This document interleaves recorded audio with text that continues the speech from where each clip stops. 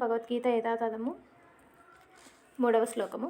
పచ్చైతాం పాండుపుత్రానామాచార్య మహతీం చ మూం వ్యూఢాం ద్రుపదపుత్రేణ తవ శిష్యేన ధీమతా. ఆచార్య, మీ బుద్ధి కుశలుడైన శిష్యుడగు ద్రుపద తనయుని ద్వారా దక్షతగా ఏర్పాటు చేయబడిన పాండుసుతుల గొప్ప సేనను చూడండి. భాష్యము. బ్రాహ్మణుడు గొప్ప సేనాధిపతి అయిన ద్రోణాచార్యుని లోపాలను రాజనీతి నిపుణుడైన దుర్యోధనుడు ఎత్తి చూపాలని అనుకున్నాడు. బ్రాహ్మణుడు గొప్ప సేనాధిపతి అయిన ద్రోణాచార్యుని లోపాలను రాజనీతి నిపుణుడైన దుర్యోధనుడు ఎత్తి చూపాలని అనుకున్నాడు.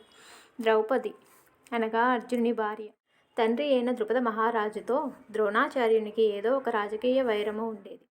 ఆ వైరము కారణంగా ద్రుపదుడు ఒక గొప్ప యజ్ఞాన్ని చేసి ద్రోణాచార్యుని సంహరింపగలిగే ఒక పుత్రుని వరంగా పొందాడు.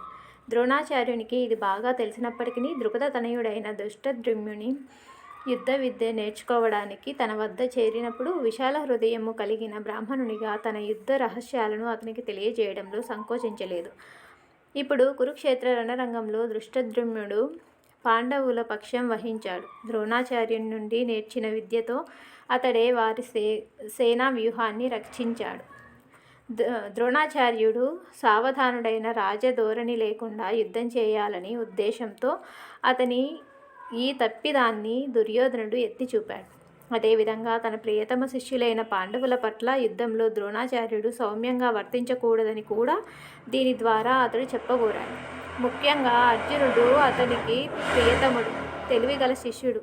యుద్ధంలో అటువంటి సౌమ్య స్వభావము అపజయానికి దారితీస్తుందని కూడా దుర్యోధనుడు హెచ్చరించాడు.